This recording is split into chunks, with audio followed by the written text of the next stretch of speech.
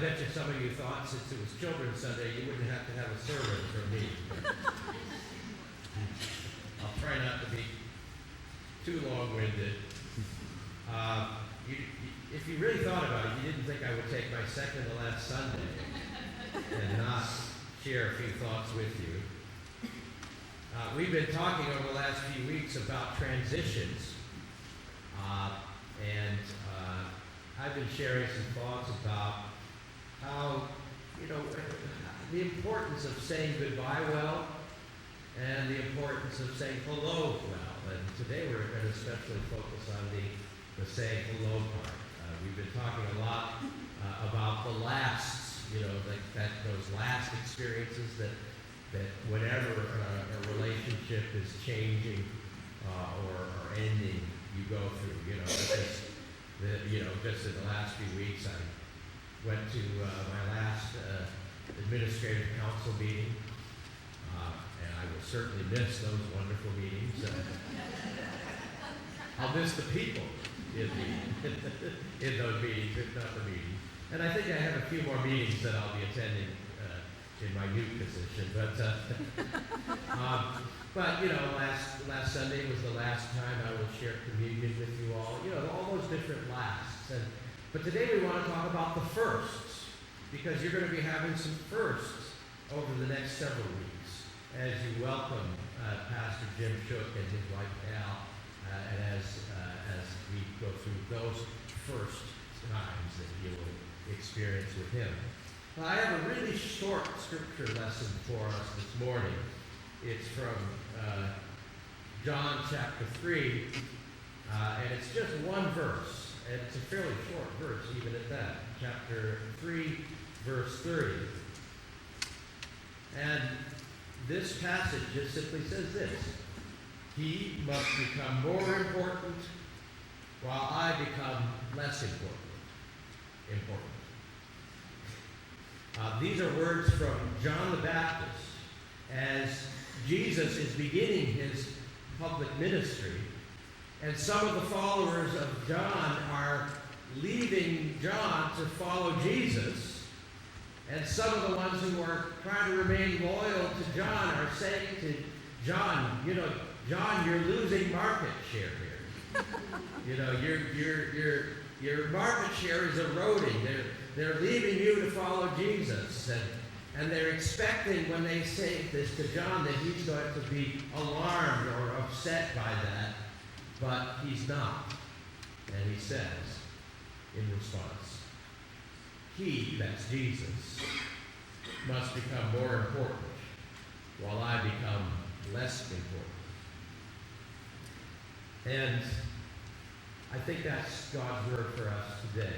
You might know this, some of you, in a different translation, which says, John is saying, I must decrease, and he must increase.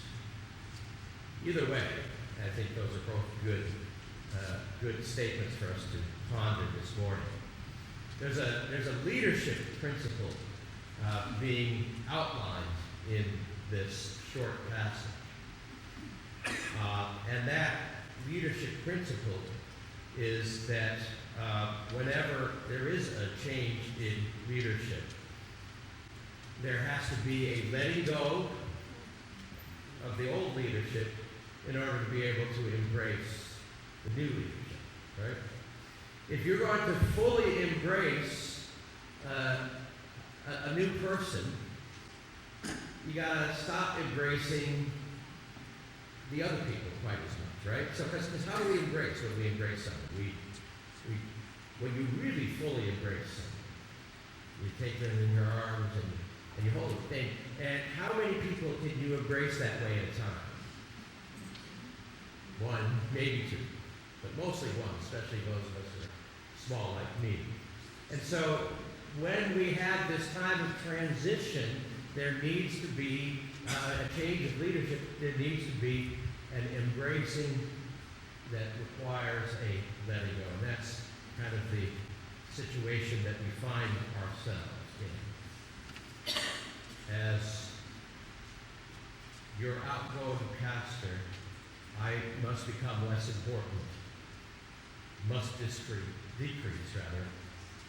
And Jim, as your incoming pastor, must become more important, must increase. Now, I want to be very careful here because I'm not suggesting that Pastor Jim is Jesus. And that's not the point I'm trying to make. As I say, there's a leadership principle here that's being outlined in this passage. That those who are outgoing need to let go and be let go of to some degree so that those coming in can embrace and be embraced. So part of my agenda today is to encourage you to accept and embrace the reality that I must decrease, that Pastor Jim must increase, and that you have a role in helping that happen. So, the way I'm going to be talking about this is that I think that there are some gifts that you all can offer your new pastor as he comes in. You have some gifts that you can share, and I want you to I want to encourage you to give those gifts as fully and as enthusiastically as you can. So here's the first gift that I want to encourage you to give to Pastor Jim. I want to invite you to give them the gift of open arms.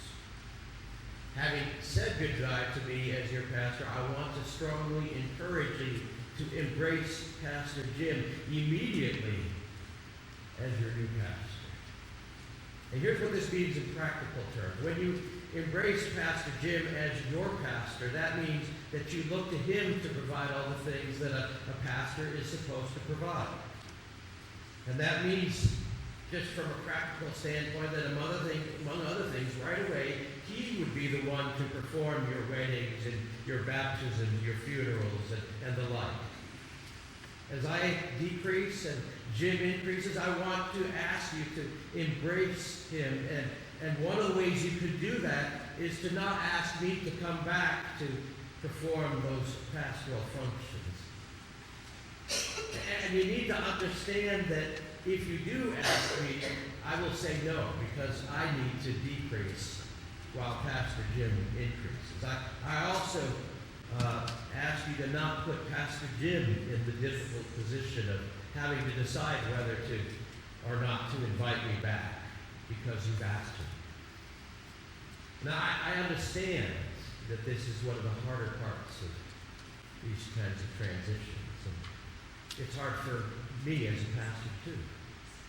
You need to understand, we're all sharing in this experience to some degree or another. Just as some of you will be sad to see me go, I will be sad to be leaving you. Just as some of you will be glad to be seeing me go, there will be some things that I will be glad to let go.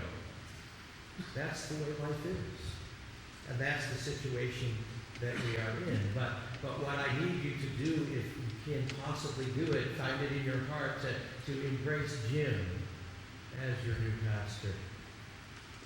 And to enable him to enter into a relationship with you just as you have done that for me and for previous pastors here.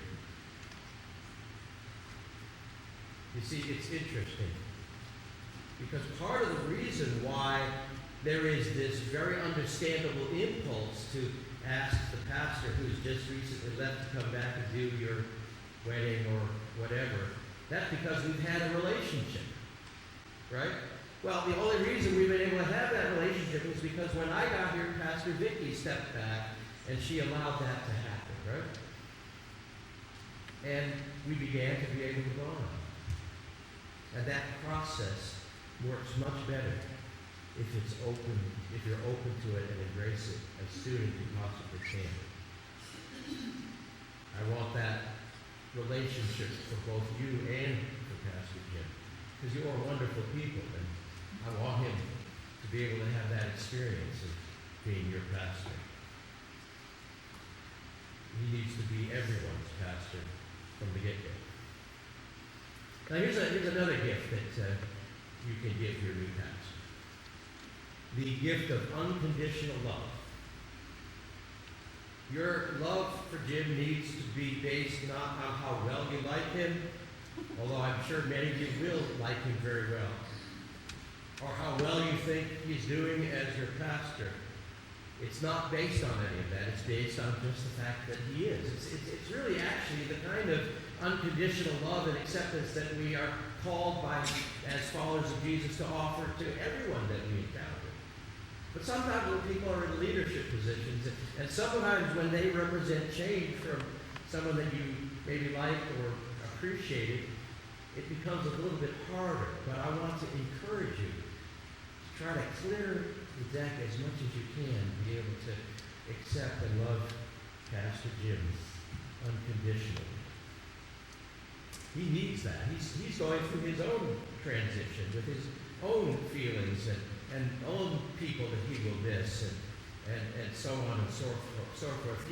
Your recognition that he's human, that just like all the rest of us, he has good days and bad days, and that just like us, he and his family are going through their own grief and loss and saying goodbye, will help him. He will need people who will be able to just love him, no questions asked. And who better but his church family to ask them to do that? The next gift that I would ask us to give to Pastor Jim when he arrives is kind of a matching set with the other things that I've mentioned. And that is to try your absolute best to give him the gift of not comparing him between other pastors they've had, me and others as well, or that you've had, rather. I know that this is really hard to do, that we are naturally prone to comparing one thing to another. We wake up in the morning and we say, gosh, I slept much better last night than I did the night before. And we go down and we have breakfast and we say, oh, well, the cantaloupe isn't quite as ripe today as it was yesterday. And you know, oh, it's hotter today than it was yesterday. We just do that all the time, don't we? And we do it with people, too. You know, well, I've got one brother that I'm pretty close to, and then another brother I'm not as close to them, and mom and dad were harder on me than they were on my younger brother and sister, or I really like this boss that I had, but this new one, boy, what a terror he is, or she is, and we just do that sort of thing all the time, and a lot of it's just normal. And it doesn't really have any negative impact on us. I mean, you know, your cantaloupe is not going to be upset that you found it lacking compared to other cantaloupe, for example, right? But when it comes to people, it's a whole different thing. And some of us have had this experience in life when we've had comparisons made about us when we come into a new situation or just as we go through life. I've already mentioned some of them, you know. Well, mom liked you best.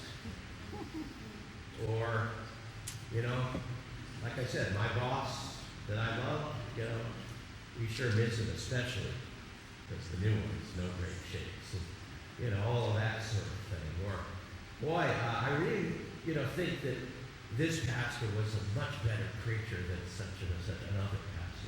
We do these comparisons, and when it comes to people in general and people who are in leadership positions, then the comparisons become a lot less helpful, and sometimes they become pretty toxic.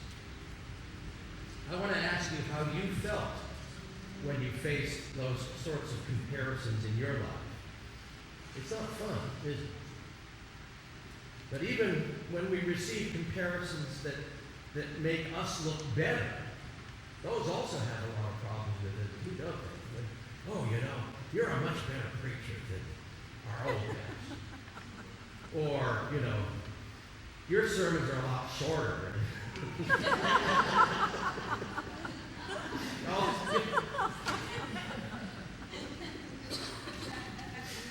You know, and like I said, this is as natural as the day is long.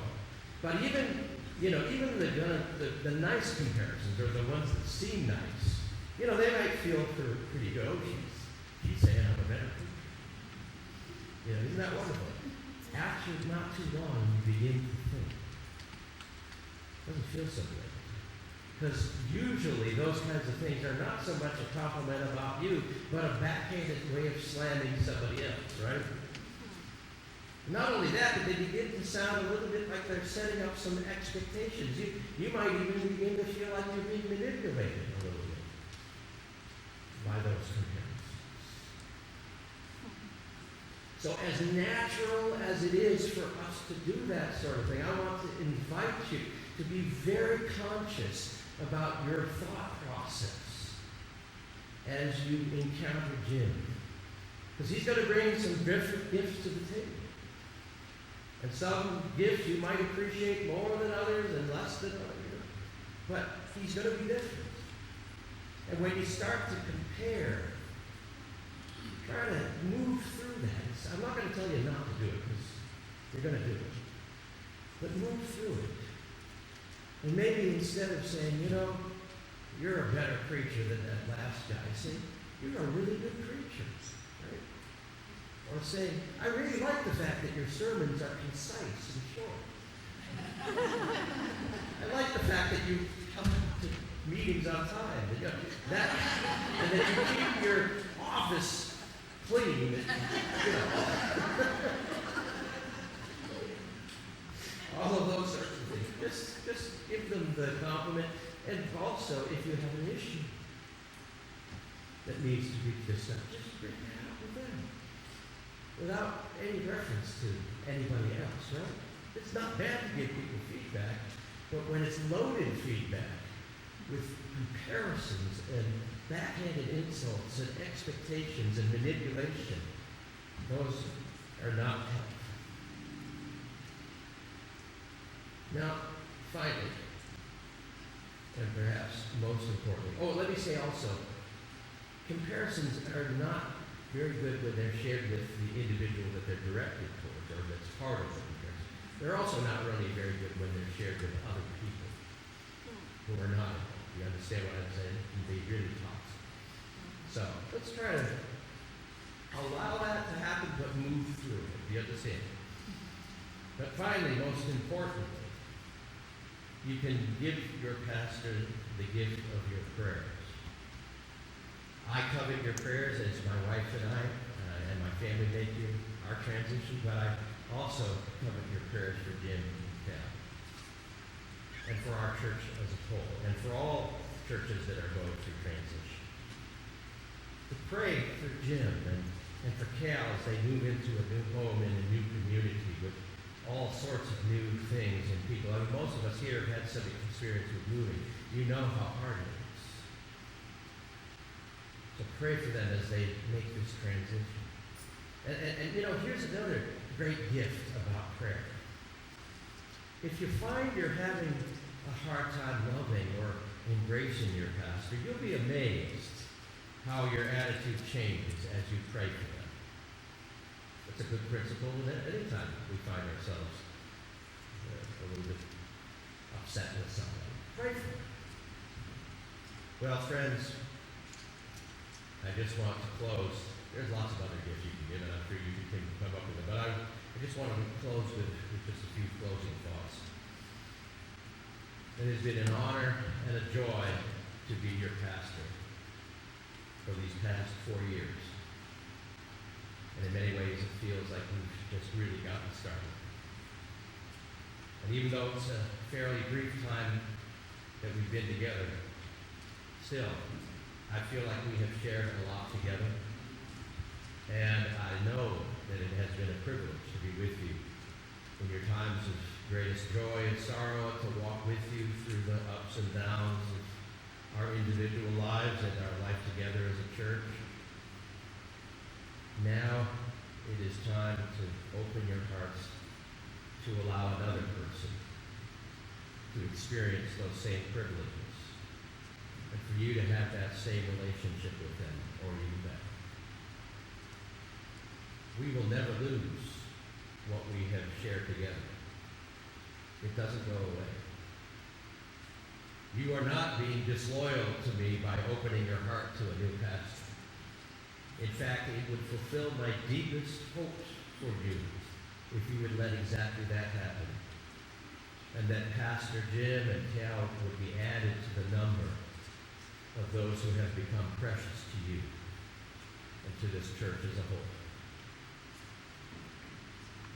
In order for that to happen, I must decrease, and he must decrease. I must decrease, and he must increase.